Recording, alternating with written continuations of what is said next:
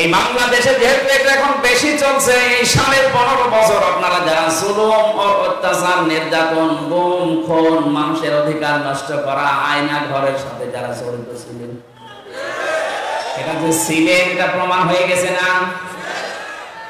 এখন যদি আপনি বলেন আস্তাগফিরুল্লাহ, আপনার মাফ হবে? আরে ভাই, আপনি তো আল্লাহর কাছে অপরাধ করেননি, আপনি অপরাধ করেছেন হামজার কাছে। এটা আমি 3টা বছর জেলে ছিলাম, আপনি কি আল্লাহর কাছে অপরাধ করলেন না আমার কাছে? কয়েকদিন আগে আমার মামলা সব খারিজ হয়ে গেছে, আদালত কর্তৃক প্রমাণিত যে আমার কোনো দোষ নেই, আমি নির্দোষ। তাহলে নির্দোষ মানুষকে বিনা কারণে আপনি 3টা বছর ওই ফাঁসির কন্ডেম সেলের ভেতরে রেখে দিলেন। এই জুলুমের সাথে আমার মামলার আয়ু থেকে শুরু করে যারা টপ বটন জড়িত প্রত্যেকেই জালেম। জুলুম যারা করে তারা কি? ইমাম আহমদ ইবনে হাম্বল রাহমাতুল্লাহ আলাইহি উনি জেলে ছিলেন, ওনাকে প্রতিদিন 32টা করে চাবুক মারা হতো। একটা আরক্ষী এসে একদিন বলছে, হুজুর জালেম কাকে বলে? জালেমদের যে বর্ণনা আপনি মাঝে মাঝে এই যে কারাগারে বসে বসে বলেন, লেখেন, তা আমি যে আপনাকে পাহারা দেই, আমি কি জালেমের ভেতরে পড়ি? আমি কি জালেমের সহযোগী হিসাবে পড়ি? আপনি একটু আমাকে বলেন তো। ইমাম আহমদ ইবনে হাম্বল বললেন, আল্লাহর বান্দা, জালেমের সহযোগী বলা হয় তাদেরকে যে মানুষগুলো যারা জুলুম করে তাদের পানি টেনে দেয়, কাপড় পরিষ্কার করে, ঘরদোর পরিষ্কার করে দেয়, নাস্তা বানিয়ে দেয়, চা টেনে দেয়। এই জালেমদের যারা এগুলো খেদমতে আছে তারা হচ্ছে জালেমদের সহকারী। আর তুমি যেটা করছো সহকারী না, তুমি নিজে জালেম। দাঁতে কামড় দিয়ে বলছে, কি প্রশ্ন করলাম আর উত্তর পেলাম কি? প্রশ্ন না করে ভালো ছিল। আমি জানতে চেয়েছিলাম যে আমি কি জালেমের সহযোগী কিনা, এখন তো নিজেই আমি জালেম হয়ে গেলাম। এই জুলুম থেকে মুক্ত হওয়ার জন্য কি করা লাগবে উনি কয়েকটা টিপস দিয়েছিলেন। আমার এখানে শিক্ষা দেওয়ার বিষয়, এই 15.5 বছরে যে যান জুলুম করেছেন, ওই জুলুম যদি যার সাথে করলেন তার ক্ষতি হয়ে যায়, ওই ক্ষতিপূরণ আপনাকে দেওয়া লাগবে। আমার সাথে এক ওসি ছিল কারাগারে, নুসরাত হত্যা মামলা। আমি একদিন আমার ফাঁসির কন্ডেম সেলে বসে বসে তাওবার ব্যাখ্যা করছিলাম। উনি আমার কাছে এসে বলছে, হুজুর যে ব্যাখ্যা দিলেন আমিও তো তওবা করেছি, দেখেন তো আমার তওবা মিলে কিনা। বলেন। যে নির্বাচন গেল, আমি বাইরে ছিলাম, রাত 12টার পর থেকে আমার যে এসআই এবং আমার যা আছে আশপাশে কনস্টেবল, এদেরকে নিয়ে আমার আন্ডারে যারা রাত 12টার পর থেকে আল্লাহ নামে ভোট কাটা আরম্ভ করলাম। এই দেখেন কোরআন শরীফ আমার সামনে এইভাবে বলছে, আমি আল্লাহর নামে ভোট কাটা আরম্ভ করলাম। ফজর পর্যন্ত কাজ করে বাক্স পরিপূর্ণ করে আমি জায়গা মতো পাঠিয়ে দিলাম। এই জন্যই তো দিনের ভোট রাতে হয়েছে। প্রত্যেক থানায় একই অবস্থা। ফজরের আযান দেওয়ার পরে গোসল করলাম তাড়াতাড়ি, ওযু করার পরে 2 রাকাত নামাজ আদায় করে বললাম আস্তাগফিরুল্লাহ, হুজুর আমার এই তাওবা হয়েছে। আর না, তাওবা হয়নি, এটা ভণ্ডামি। আরে ভাই, আপনি তো আল্লাহর কাছে দোষ করেননি যে আস্তাগফিরুল্লাহ পড়বেন, আপনি দোষ করেছেন হামজার কাছে। একটা এমপি বানাতে 3.5 লাখ 4 লাখ মানুষের রায় লাগে, আর আপনি নিজেই সব দিয়ে দিলেন। কথা বলেন না? সুতরাং আমার মতো 3.5 থেকে 4 লাখ হামজার কাছে আপনি আগে মাফ চাবেন। আমরা যদি বলি ঠিক আছে যা তোরে ছেড়ে দিলাম, কিন্তু ভয়ঙ্কর বিষয় হচ্ছে আপনি যখন থেকে ভোট কেটেছিলেন তারপরে এই কয় বছরে অনেক মানুষ এই দুনিয়া থেকে বিদায় নিয়েছে। তাদের কাছে মাফ চাবেন কি করে? সুতরাং জালেমদের অনুসারী যারা ছিল, ফাঁসিবাদের দোষর যারা ছিল, ওদের দুনিয়াও শেষ, আখিরাতও শেষ। একটা উপায় আছে, বলবো, আপনি আবার অন্য দিকে নিয়ে নেন। কিছু মানুষের বুদ্ধি শুধু উল্টা উল্টা কাজ করে মনে করে যে হ্যাঁ খুব ভালোই লাগছে, বিপদে যখন পড়বেন তখন টের পাবেন। এরকম উল্টা বোঝা আমি একটা ঘটনা পড়েছিলাম। চিন্তা করছে সারা জীবন মোটর সাইকেল চালাই, জামা এভাবে গায়ে দেয়, বাতাস লাগে বুকে, এমন কায়দায় জামা গায়ে দেবো যেন বাতাস বুকে না লাগে। জামার সামনের সাইড দিয়েছে পেছনে, এত জোরে মোটর সাইকেল, শেষ পর্যন্ত অ্যাক্সিডেন্ট করে মসজিদের পাশে পড়ে আছে। মুসল্লিরা ফজরের পরে বের হয়ে বলছে, কি গো অ্যাক্সিডেন্ট করে ভদ্রলোক পড়ে আছে, তাড়াতাড়ি পানি নিয়ে আসেন। মসজিদের ইমাম বের হয়ে বলছে, কি বলো, দেখো এর অবস্থা, পানি কোন জায়গায় দিবা, এর মাথা তো পেছনে চলে গেছে। এরা যদি বাঁচাতে চাও তো তাড়াতাড়ি আগে মাথা ঘুরে সামনে নিয়ে আসো। 3-4 জন মিলে এবার, এতক্ষণ যদি নড়াচড়া ছিল এখন আর বাঁচবে? আপনি সব জিনিস উল্টা বোঝেন কোন কারণ? এবার যেটা বলছে এটা হাদিস থেকে, এখানে যারা রেকর্ড করছে সারা দুনিয়ায় এটা ছড়াবে, বিশেষ করে সারা বাংলাদেশে কালকে চলে যাবে। আমার সামনে এখন 20,000 মানুষ না, আমার সামনে এখন 18 কোটি মানুষ। সবাইকে খুব ভালোবাসা নিয়ে বলছি, মায়া মহব্বত নিয়ে বলছি, আপনি আশা করি আপনি শুনবেন, তাহলে আপনি দুনিয়াও সফল হতে পারবেন, আখিরাতেও মুক্তি পাবেন। যারা অপরাধ করেন, জুলুম বিশেষ করে, এটা করার পরে যদি আপনি শুধু আস্তাগফিরুল্লাহ পড়েন হবে না কেন? এক সাহাবী এসেছে, মহিলা ডাক দিয়ে বলে, হে রাসূল, আমি জিনা করে ফেলেছি যৌবনের তাড়নায়, আপনি আমার উপরে বিচার করেন, আমাকে মুক্ত করেন অপরাধ থেকে, আমি পরিত্রাণ চাই। নবীজি বললেন, ঠিক আছে, গোপন কথা কাউকে বলবা না, বাড়ি চলে যাও। মেয়েটি আবার সামনে গিয়ে বলে, না আপনি বিচার করেন, আমি মুক্ত হতে চাই।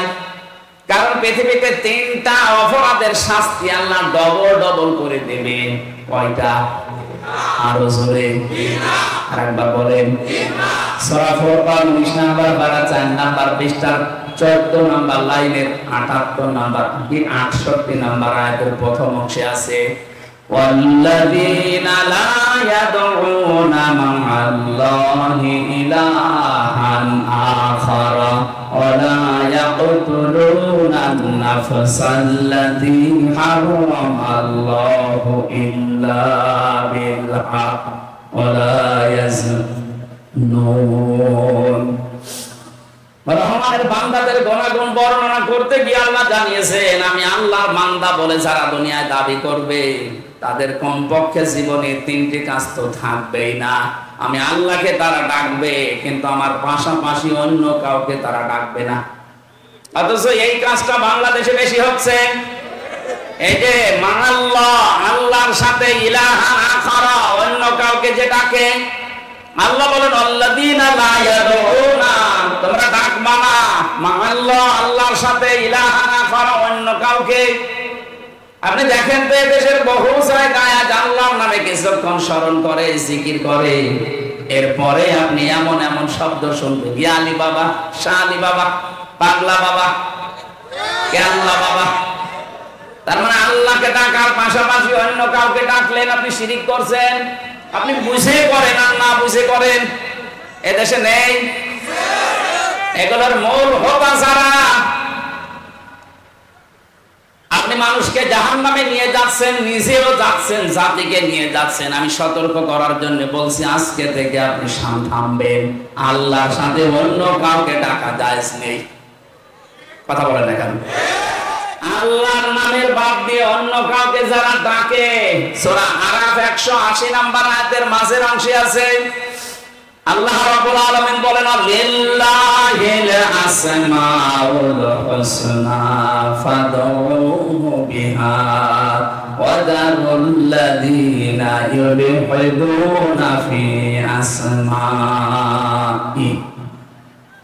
এই যে ইলহাদ, আলেম যারা আছে তারা বুঝবেন, যারা আল্লাহর সাথে ইলহাদ করে, উল্টা পাল্টা করে, আল্লাহর নামকে রং ঢং দেয়, কিছুক্ষণ লা ইলাহা ইল্লাল্লাহ, এরপরে ইল্লাল্লাহ, এরপরে হু হু, এরপরে অন্য কিছু যোগ করে। কোরআন কারীমের নির্দেশ অনুযায়ী এগুলো প্রকাশ্য নিষেধ। আশা করছি আপনি জীবনে আর এই কাজ করবেন না, তাহলে ডবল শাস্তি পাবেন।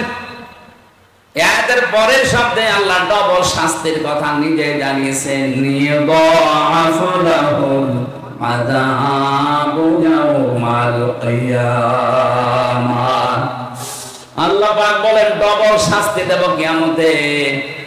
আজকে থেকে সিদ্ধান্ত নেওয়া যায় না, বলেন আল্লাহর সাথে আমরা আর কাউকে ডাকতে পারি না, সে বাবা হোক চাচা হোক, কথা বলেন না কেন? যত বড় আল্লাহর ওলি দাবি করুক, পীর সাহেব হোক খাজা বাবা হোক না, আল্লাহ ছাড়া আমি কাউকে ডাকতে পারি না জিকির হিসাবে। প্রশ্ন আসতে পারে ওরা জিকির হিসাবে ডাকে না আল্লাহকে পাওয়ার জন্য, ওইটা মাধ্যম হিসাবে, এটাও জায়েজ নেই। সূরা জুমার লিউকাররিবুনা ইলাল্লাহি যুলফা, আল্লাহ পাক বলেন নবী ওদেরকে যদি জিজ্ঞাসা করো যে দেবতাদেরকে ডাকো কেন, ওরা বলবে না এদের ডাকি না, এদের মাধ্যমে আমরা আল্লাহর কাছে যেতে চাই। আমি নাম ধরছি একটা, আপনি বেশি নাম নাম, যে আমার তাহেরি ভাই যে বিভিন্ন নাম যে জিকির বানিয়েছে, কেল্লা বাবা, শালি বাবা, ফতে বাবা, কত বাবা, এদেরকে আমি জিজ্ঞাসা করবে যে আল্লাহর নামে জিকির করলেন পাশাপাশি কাজে, ওরা বলবে এদেরকে আমরা ডাকি না, এদের সম্মান মর্যাদা টাকা ডাকি করি আল্লাহকে পাওয়ার জন্য। ১৫০০ বছর আগে ওই মুশরিকরা যা বলেছে ওরা তাই বলছে, আজকে থেকে ভুল পথে আর পা বাড়াবেন না, আল্লাহর সাথে অন্য কাউকে আপনি মিলাবেন না। মনে শান্তি পেতে চান, আল্লাযীনা আমানু ওয়া তাতমাইন্নু কুলুবুহুম বিযিকরিল্লাহ, আলা বিযিকরিল্লাহি তাতমাইন্নুল কুলুব। সূরা রাদের ভেতরে আল্লাহ জানিয়েছেন যাদের ঈমান আছে তাদের অন্তরে শান্তি আসবে শুধুমাত্র আল্লাহর নামে। কার নামে? বলেন বলেন। কেল্লা বাবার নামে শান্তি আসা সম্ভব? জাতির বাবার নামে না। এই পৃথিবীতে শান্তি শুধু মুমিনের অন্তরে আসবে আল্লাহর নামে। জেনে রাখো আল্লাহর নামে মানুষের অন্তরে একটা আলাদা শান্তি তৈরি হয়, এটার বাংলা নাম অনির্বাচন সুখ। এটা পাখির বাচ্চাগুলো, মুরগির বাচ্চাগুলো দেখবেন দানা যখন এভাবে ডাউন করার পর ফল করে দেয়, বাচ্চাগুলো ওর নিচে একটা কিচির মিচির আওয়াজ দেয়। কথা বলেন না কেন? এই আওয়াজকে বাংলা ভাষায় বলা হয় অনির্বাচন সুখ। এটা আপনি পাবেন তখন যখন আল্লাহ বাদে অন্য কাউকে ডাকবেন না। রহমানের বান্দা হিসাবে এদিকে তাকিয়ে থাকেন, না দেখতে পারলেও চোখ বন্ধ করে থাকেন। আলোচনা কিন্তু আপনি ভুলে যাবো ভাই। আরে ভাই কথা তো উপর থেকে আশা লাগবে না, নাকি আমি বানাবো আমি? ভালো পরিবেশ দেন। সুবহানাকা লা ইলমা লানা ইল্লা মা আল্লামতানা ইন্নাকা আনতাল আলিমুল হাকীম। কিছুই জ্ঞান আমার নেই, যতটুকু আল্লাহ আমাকে বলাচ্ছে অতটুকু ছাড়া। আপনি ডিস্টার্ব করলে তো ভুলে যাবেন। আশা করছি এই পরিবেশ নষ্ট করবেন না। আমার মাহফিল বলে শুধু আমি একে খেলা করার জন্য একটা ক্লাস করাচ্ছি, আপনি যেন এটা মনে রাখতে পারেন সারা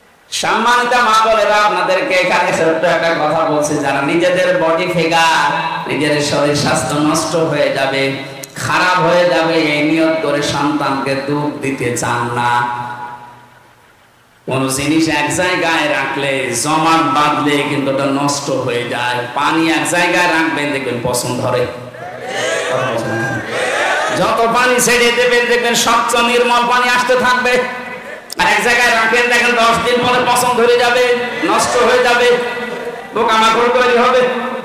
পৃথিবীর কোন জিনিস এক জায়গায় রাখলেই নষ্ট হয়। এই লোহা লক্কর এক জায়গায় রাখেন, মরিচা ধরবে, জং ধরে যাবে, শেষে ক্ষয় হতে হতে মাটি হয়ে যাবে। কথা বলেন? ক্ষমতা এক জায়গায় রাখা ঠিক না, এটা নষ্ট হয়ে যায়। 15.5 বছরে তাই হয়েছে। আমি অত দূর আর যেতে চাচ্ছি না। মাকে আল্লাহ যে খাবারটা দিয়েছেন তাদের বুকের উপর, এটা যদি আপনি সন্তানকে না দিয়ে এক জায়গায় করে রাখেন, এইটাও নষ্ট হয়ে যাবে, শেষ পর্যন্ত ক্যান্সার হবে। এইটা বাদ দেওয়া লাগবে। যাক, আমার বিষয় ওইটা না, আমি শুধু একটা ট্রান্স দিলাম। মায়েরা যদি দুধ পান না করায় গোনা হবে না, দায়িত্ব আল্লাহ বাবাকে দিয়েছেন। আপনি টাকা খরচ করে করবেন না, মানুষ দেখে করবেন, এটা আপনার দায়িত্ব।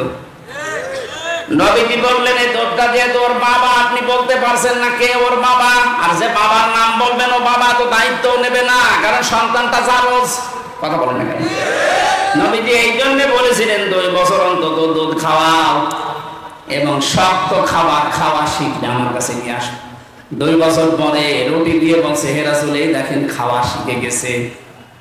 ছেলেটাকে নিয়ে নবীজি একজন সাহাবীকে বললেন, এই যে তোমার দায়িত্ব দিয়ে দিলাম, নাও, মেয়েটাকে মাটির ভেতরে গেড়ে দাও। পাথর মারা আরম্ভ হয়ে গেল। হযরত খালিদ ইবনে ওয়ালিদ বলেন, এত জোরে একটা পাথর মারলাম, ইনকি দিয়ে রক্ত আমার শরীরে এসে টাচ করেছে। আমি বরদোয়া দিলাম, ভৎসনা দিলাম, ভোরকঞ্চিত করলাম, সি কার রক্ত আমার শরীরে লেগে গেছে। নবীজির কানে কথা যাওয়ার সঙ্গে সঙ্গে বিশ্ব নবী বললেন, থামো, এই কথা বলবা না। তুমি নবী না, আমি নবী। আমি যা দেখতে পাই তুমি তা দেখতে পাও না, আর আমি যা জানি তুমি তা জানো না। এই মহিলার যে তাওবা, এই মহিলার যে অনুশোচনা এবং এই গুনাহ মাফ করার যে পদ্ধতিও দুনিয়ায় দেখিয়ে গেল, এরকম কোন জালেম যদি পৃথিবীতে এইভাবে তাওবা করতে পারে, আল্লাহ তাকেও মাফ করে দেবেন। আমি কি বোঝালাম এই ঘটনা থেকে? শুধু সুবহানাল্লাহ, আলহামদুলিল্লাহ, আল্লাহু আকবার, নাউজুবিল্লাহ পড়া না। এদিকে তাকান। এই 15.5 বছর যারা জুলুম, নির্যাতন, অত্যাচার করেছেন, আপনি তো আল্লাহর সাথে কিছু করেননি, করেছেন জনগণের সাথে, সৃষ্টি জগতের সাথে। এই কথা বলেন কেন? যে গাছগুলো কাটার কথা ছিল না, আপনি ক্ষমতা পেয়ে গাছগুলো কেটেছেন। এরকম গাছ দেশে নেই। ওই মহিলাকে নবীজি কিন্তু প্রথমেই বলতে পারতেন, যা হয়েছে হয়েছে, আস্তাগফিরুল্লাহ পড়ে নাও। পারতেন না? বলেন না কেন? বলেছিলেন না। মানে তিনবার এসে যখন বলেছে আমি মুক্ত হতে চাই, এই গুনার শাস্তি যেহেতু ডবল কোরআন ঘোষণা দিচ্ছে, সুতরাং আমি কিয়ামতের দিন পরিত্রাণ পেতে চাই। হে নবী, আপনি আমাকে পরিষ্কার করেন।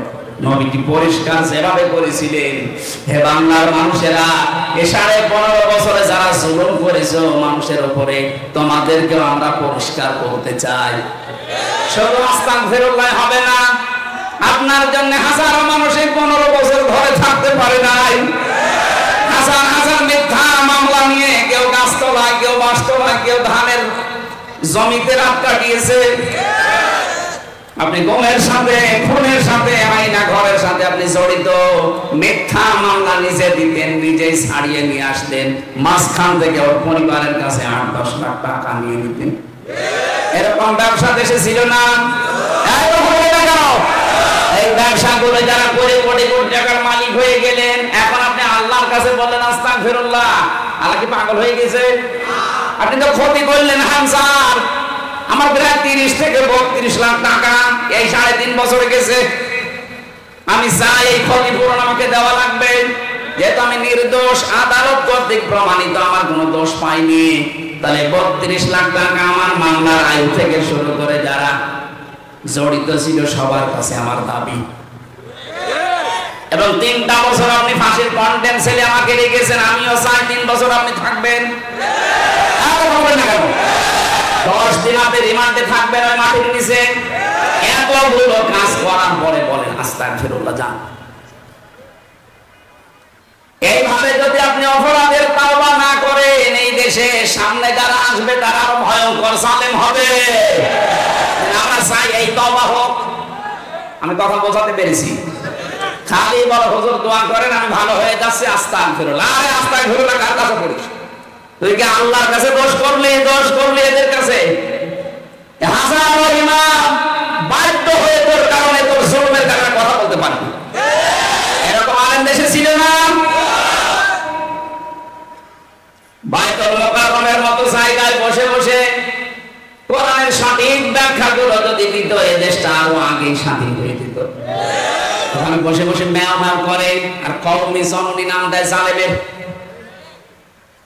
জেলখানার ভেতরে মাওলানা মামুনুল হক সহ যতগুলো আলেম, 76 জন আলেম ছিল।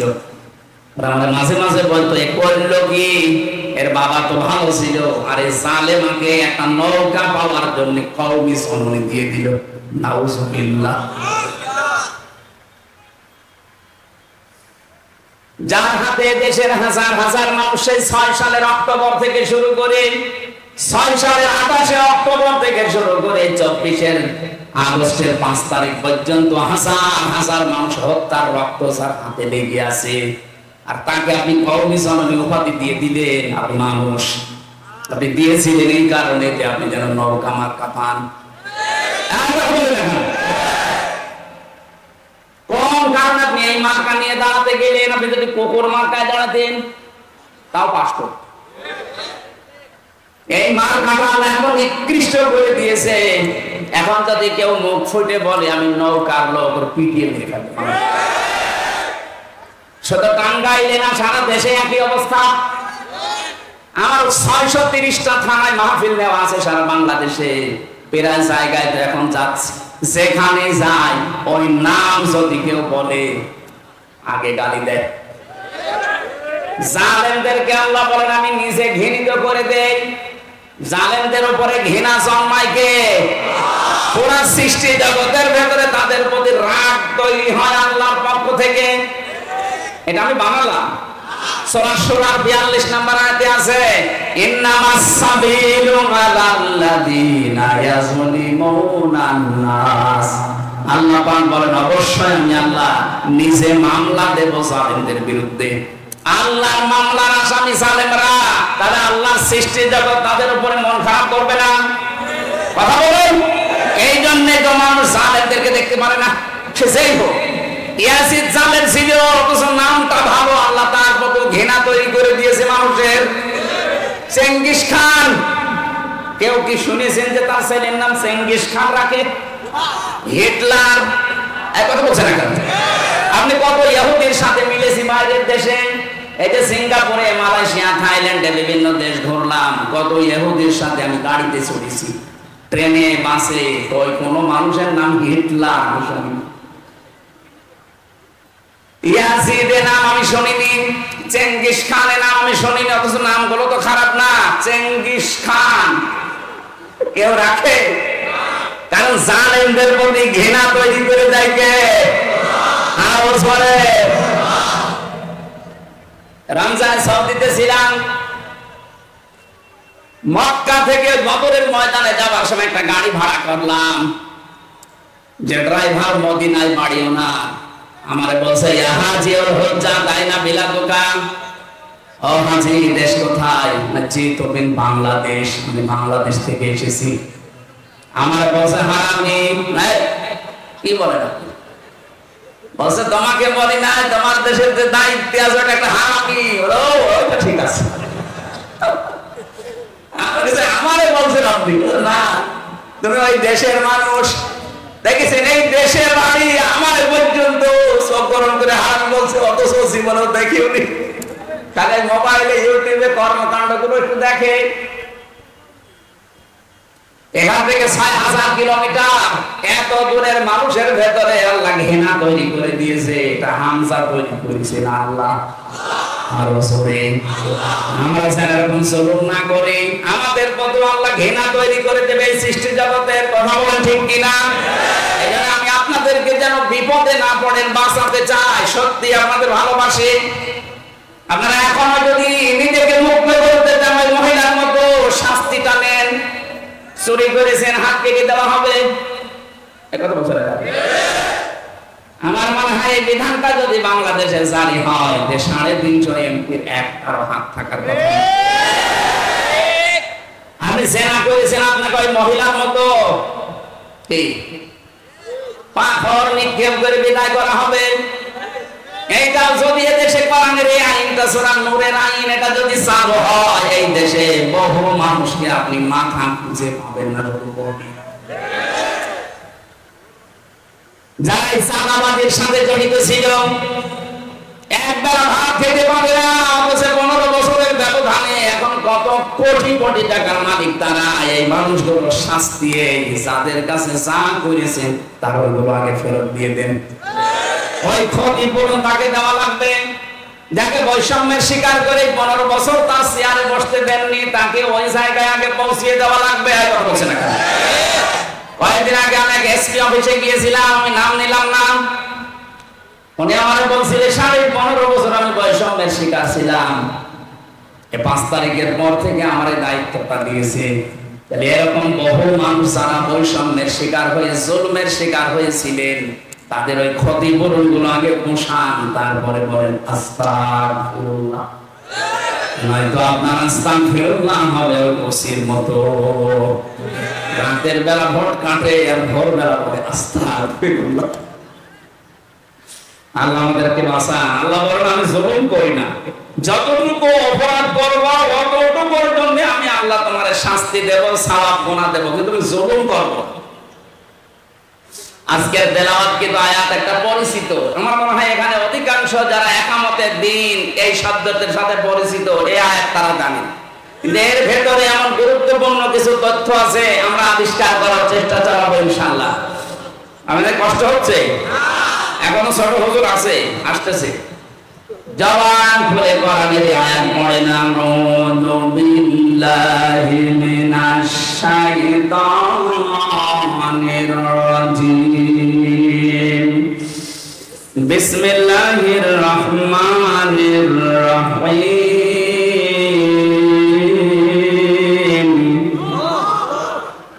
কুল ইন্না সালাতি ওয়া নুসুকি ওয়া মাহইয়ায়া ওয়া মামাতি লিল্লাহি রাব্বিল আলামিন। হযরত ইব্রাহিম আলাইহিস সালাম আমাদের জাতির পিতা যিনি, তাকে আল্লাহ এই কথাগুলো শুনিয়েছেন। আল্লাহ পাক বলেন নবী আপনি বলুন কুল ইন্না সালাতি ওয়া নুসুকি ওয়া মাহইয়ায়া ওয়া মামাতি লিল্লাহি রাব্বিল আলামিন। আমি আমার নামাজ, আমার কুরবানি, আমার এই যে বেঁচে আছে জীবনটা, আমি যখন মারা যাব মরণের আগ পর্যন্ত যা আছে আমার দুনিয়ায় সব আল্লাহর জন্য দিয়ে দিলাম। বলেন সুবহানাল্লাহ। চারটা কথা আল্লাহ আয়াতে জানিয়েছেন, শেষে জানিয়েছেন লা শারিকা লাহু ওয়া বিযালিকা উমিরতু।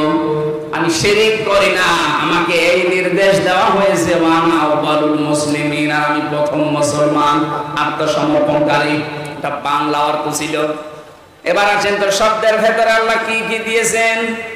প্রথমে আল্লাহ বলেন ও হে নবী আপনি বলুন ইন্না অবশ্যই সালাতি আমার নামাজ। নামাজ কার? না, নামাজ আল্লাহর। এই শব্দটা পুরা কোরআনে এক জায়গায় আছে শুধু ফাসাল্লি লিরাব্বিকা। হে নবী নামাজ পড়েন আপনার রবের জন্য। কার জন্য? শুধু এক জায়গায় পাবেন, বাকি সব জায়গায় সালাতি একালিফ টান দেওয়া আছে। এটা আপনার নিজের নামাজের কথা বলা হচ্ছে যে অবশ্যই আমার নামাজ। তার মানে আমি যেটা আদায় করি এই নামাজ বলতে শুধুমাত্র এই দাঁড়িয়ে থাকা, রুকু দেওয়া, সেজদা দেওয়া না। এটা একটা কঠিন প্রশিক্ষণ। নামাজ একটা কঠিন প্রশিক্ষণ, ট্রেনিং। এটাকে আমি নিজে বলছি বানিয়ে? বলেন বলেন। ওয়াস্তাঈনু বিস-সাবরি ওয়াস-সালাহ ওয়া ইন্নাহা লাকাবীরাতুন ইল্লা আলাল খাশিঈন। সূরা বাকারার ভেতরে আছে, আল্লাহ পাক বলেন ধৈর্য ধারণ করার মাধ্যমে আর সবরের মাধ্যমে আমি আল্লাহর কাছে তোমরা সাহায্য চাও। পৃথিবীতে যত কাজ আছে সবচাইতে বড় কঠিন কাজ নামাজ। কে বলছে? ওয়া ইন্নাহা লাকাবীরাতুন, অবশ্যই নামাজ একটা ভারী বস্তু, কঠিন একটা বিষয়। ইল্লা আলাল খাশিঈন, কিন্তু যে মানুষগুলো আল্লাহকে ভয় করে তাদের জন্য এটা মোটেও কঠিন না, ভার না, এটা আল্লাহ সহজ করে দেয়।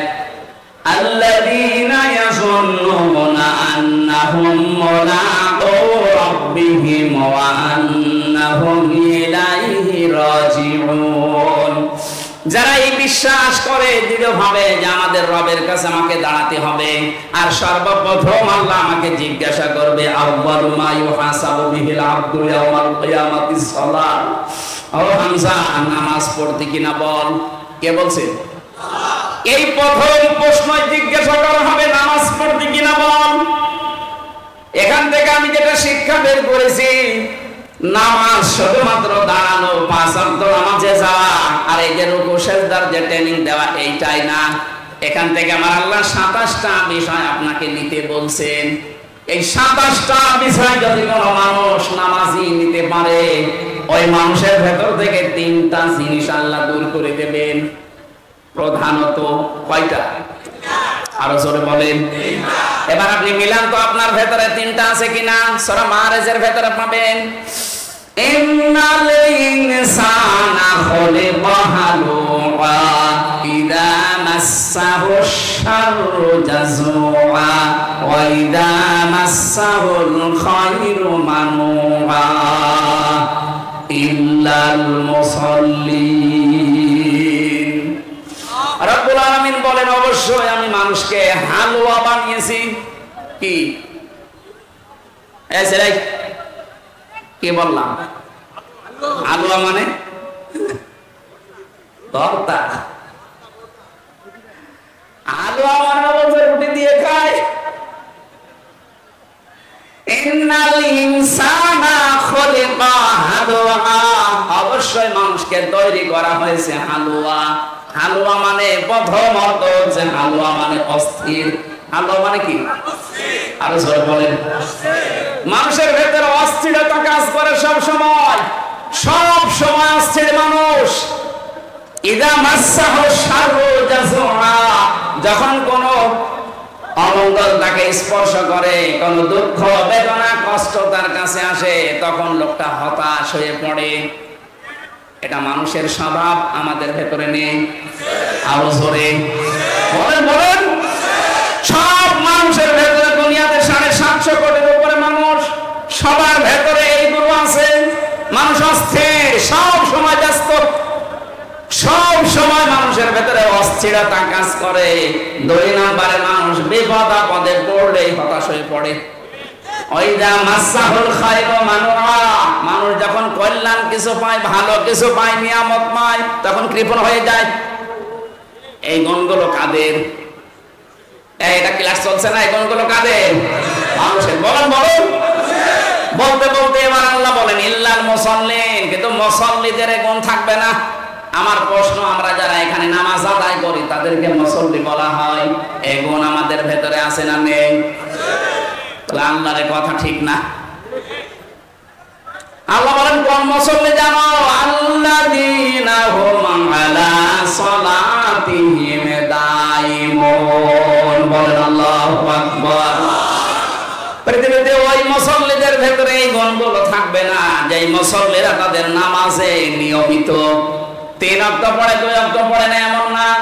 নামাজের ভেতরে যারা নিয়মিত, দাইমুন, এর ভেতরে যারা নিমজ্জিত থাকে, লেগে থাকে, এবং এখান থেকে পঠিত বিষয় এবং এই যে শারীরিক যে বিষয়গুলো আছে এগুলো মানুষ শিক্ষা নিয়ে অর্জন করে। পঠিত বিষয় একটা, আর প্র্যাকটিক্যাল বিষয় একটা। 5 ওয়াক্ত আযান হবে, নামাজে যাবেন, আসবেন, দাঁড়াবেন, রুকু, সেজদা, সালাম ফেরানো, এগুলো একটা ব্যায়াম। এগুলো কি? এগুলো শারীরিক ভাবে আপনি করছেন। আর মুখ দিয়ে কিছু উচ্চারণ করা লাগে, আল্লাহু আকবার থেকে শুরু করে সালাম ফেরানো পর্যন্ত যা বলবেন এগুলো পঠিত ইবাদত। এই পড়াটার ভেতরে আমি 27টা শিক্ষা পেয়েছি। এটা তাফসিরে ফি জিলালিল কোরআনে পাবেন। কোন মুসল্লি যদি এই 27টা শিক্ষা নিয়ে তার প্র্যাকটিক্যাল লাইফে মিলাতে পারে, এই আয়াতের হক তার জীবনে আদায় হয়, সে যেন বলতে পারে ইন্না সালাতি, আমার নামাজ। এগুলো যদি নিতে না পারেন কিয়ামত পর্যন্ত নামাজ পড়ে যাবে, আমার নামাজ বলতে পারবেন না। এগুলো যারা বলতে পারে তাদের নামাজের দিকে তাকান, তাদের ভেতরে বিপদে পড়লে আপনি হতাশা পাবেন না, নিয়ামত পেলে তারা কৃপণ হয়ে যাবে না। ওই মানুষগুলো কোনো অস্থিরতা কাজ করে না। আমি নিজে তাদের সাথে থেকে দেখেছি। এই মানুষগুলো মুসল্লি এবং স্থায়ী মুসল্লি। আমরা ওই রকম নামাজ পড়তে চাই, আল্লাহর কোরআনে বর্ণিত যে নামাজ আল্লাহ দিয়েছেন। আমরা যদি সত্যি আস্তে আস্তে প্র্যাকটিস করি এই নামাজের, আল্লাহ আমাদেরকে ওই রকম মানের নামাজি বানিয়ে দেবেন। বলেন আমিন। দ্বিতীয় শব্দ ছিল নুসুকি, আমার নুসুক, আমার কুরবানি। তাফসিরে আমি নুসুক শব্দের 3টা অর্থ পেয়েছি। 1 নম্বরে নুসুক মানে কুরবানি করা, রক্ত প্রবাহ করা। 2 নম্বরে নুসুক মানে হজের কাজকর্ম। 3 নম্বরে নুসুক মানে ইবাদত বন্দেগী। এই 3টা বিষয় আপনি আল্লাহর জন্য দিয়ে দিলেন। 3 নম্বরে মানুষ বলছে ও মাহইয়া, আমার সে হায়াত, এই যে 60, 65, 80, 90 বছরের একটা হায়াত। হে আল্লাহ, আমি যখনই তোমাকে এই কথার ঘোষণা দিয়েছি যে ও মাহইয়া, আমার হায়াত আমি দিয়ে দিয়েছি, এখন থেকে মন মতো আমার 1 সেকেন্ডও কোনো জায়গায় ব্যয় হবে না। জোরে বলেন সুবহানাল্লাহ। এইভাবে করে যদি জীবন কেউ চালাতে পারে। 4 নম্বরটা ও মামাতি, আমার যে মরণ আসবে, মরণের আগ পর্যন্ত আমার এই সারা জীবনের 33 বছর হামসার বয়স, এই 33 বছরটাই আমি পবিত্র পরিষ্কার করে তোমাকে দেখাবো। এই জন্য যখন ফেরেশতারা আসবে, জালেম যারা মারা যায় তাদের সামনে, আল্লাহ কোরআনে কারিমে সূরা নাহলের ভেতরে তুলে ধরেছেন, আল্লাযীনা তাতাওয়াফাহুমুল মালাইকাতু যালিমি আনফুসিহিম ফাআলকাউস সালামা মা কুন্না না'মালু মিন সু বালা ইন্নাল্লাহা আলীমুম বিমা কুনতুম তা'মালুন ফাদখুলু জাহান্নামা খালিদিনা ফিহা ফালাবিসা মাসওয়াল মুতাকাব্বিরিন। জয় বলেন আল্লাহু আকবার। আল্লাহ বলেন মালায়েকা ফেরেশতারা যখন আসবে, একজনের নাম দেননি মালাকুন না, মালায়েকা ফেরেশতারা আসবে বহু বছর। জালেমদের সামনে যখন ফেরেশতারা আসবে, এ মানুষগুলো তখন নিজেদের অপকর্মের কথাটা তুলে ধরবে। যখন ফেরেশতারা এই যে দেখ, এটা দেখার পরে তখন থেকে তারা আফসোস শুরু হবে। আল্লাহ রাব্বুল আলামিন এটা তো বেঈমান যারা, জালেম যারা, তাদের এই দুঃখের বর্ণনা দিচ্ছিলেন। যেখানেই কোরআনে পেয়েছি দুঃখের কথা, তারপরেই পেয়েছি আশার কথা। এবার আমরা যারা টোটাফাট একটু হালকা পাতলা মুমিন, ঈমান আমাদের একটু আছে, তাদেরকে আল্লাহ একটা সুসংবাদ দিচ্ছেন, আল্লাযীনা তাতাওয়াফাহুমুল মালাইকাতু তাইয়্যিবিনা ইয়াকুলুনা সালামুন আলাইকুম উদখুলুল জান্নাতা বিমা কুনতুম তা'মালুন।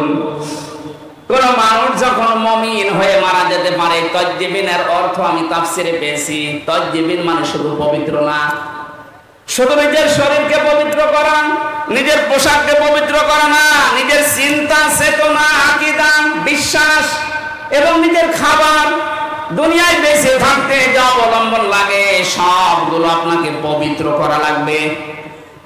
আমার কথার অর্থ বোঝেননি? ফেরেশতারা যখন আসবে বলবে, বান্দা তোমার তো সবই দেখছি পবিত্র, কারণ তোমার আমল নামাজে 60 বছর 70 বছর যারা লিখে লিখেছে কিরামান কাতিবিন, এরা আমাদের কাছে দেখো দিয়েছে। পড়াটা আমরা পড়ে দেখলাম, এর ভেতর কোনো নাপাক প্রবেশ করেনি। সুবহানাল্লাহ বলতে পারো? তোমার যৌবনটা মনে হচ্ছে পবিত্র, এই যৌবনে তুমি যা যা করেছিলে কোনো নাপাক পথে পা বাড়াওনি। ও টাঙ্গাইলবাসী, এবার নিজের সাথে আয়াতটা মিলান তো।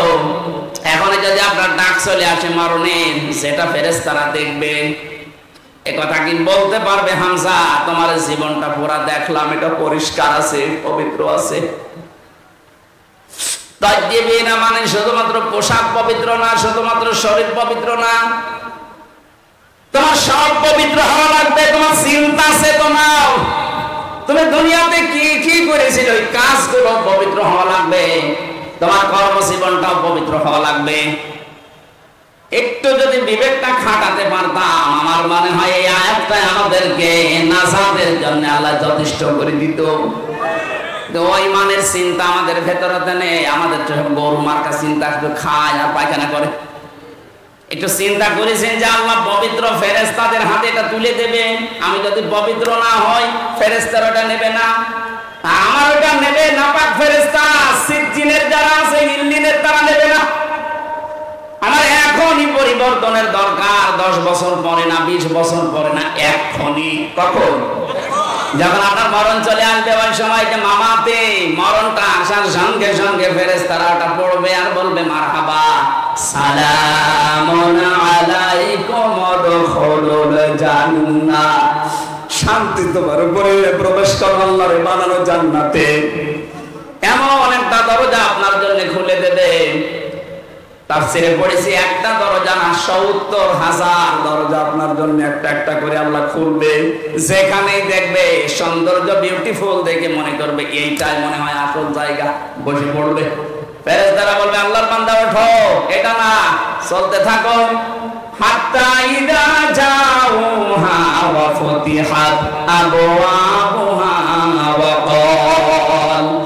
ক্বালা লাহুম খাযানাতুহা সালামুন আলাইকুম তিবতুম ফাদখুলুহা খালিদিন। এখান থেকে আমি জেলে যাওয়ার পরে আয়াতটা একটু ক্লিয়ার হয়েছে আমার কাছে। এর আগে আমি পড়েছিলাম কিন্তু বুঝি নাই। আল্লাহ এর আগে যে কথাগুলো জাহান্নামের বর্ণনা দিচ্ছিলেন, হাত্তা ইযা জাউহা ফুতিহাত আবওয়াবুহা ওয়া ক্বালা লাহুম খাযানাতুহা আলাম ইয়াতিকুম রাসূলুম মিনকুম, এটা জাহান্নামের আয়াত। জাহান্নামের কথা বলতে গিয়ে আল্লাহ দরজার কাছে যেই বাবের বহুবচন আবওয়াব দেওয়ার সঙ্গে সঙ্গে আল্লাহ খুলে রেখেছি, এ কথা বলেন নাই। জাহান্নামের কথা বলতে গিয়ে আল্লাহ বলেন জাহান্নামের দরজা সব সময় ব্লক করা থাকে, বন্ধ করা থাকে। কারাগারকে যেহেতু জাহান্নামের সাথে তুলনা দেওয়া হয়, এই কথা বলছে না কেন? ওটা আল্লাহর কারাগার, জাহান্নাম কার কারাগার? আর এটা দুনিয়ার কারাগার। কারাগারের নিয়মই হচ্ছে, জেলখানার নিয়ম হচ্ছে 24 ঘন্টা কারাগার বন্ধ থাকে, মেন গেটটা। যত রকমের বড় মহারথী আসুক, প্রধানমন্ত্রীও যদি আসে তাড়াতাড়ি করে ঢোকাবে, ঢুকিয়ে আগে তালা মেরে দেবে, আবার বের করবে, আবার তালা মেরে দেবে। এইটাই কারাগারের নিয়ম। কিন্তু জান্নাতের দরজার কথা বলতে গিয়ে আল্লাহ মাঝখানে একটা ওয়া দিয়েছেন, হাত্তা ইযা জাউহা ওয়া ফুতিহাত আবওয়াবুহা ওয়া ক্বাল, জান্নাতের দরজা বন্ধ থাকবে না, জান্নাতের দরজা তুমি যাওয়ার আগেই খোলা থাকবে। ফেরেশতারা ফুল নিয়ে, মালা নিয়ে বলবে সালামুন আলাইকুম তিবতুম ফাদখুলুহা খালিদিন, শান্তি বর্ষিত হোক, চলতে থাকো আল্লাহর জান্নাতে, প্রবেশ করো চিরদিনের জন্য, এখানে থাকো, কেউ তোমাকে বাধা দেবে না। জোরে বলেন সুবহানাল্লাহ।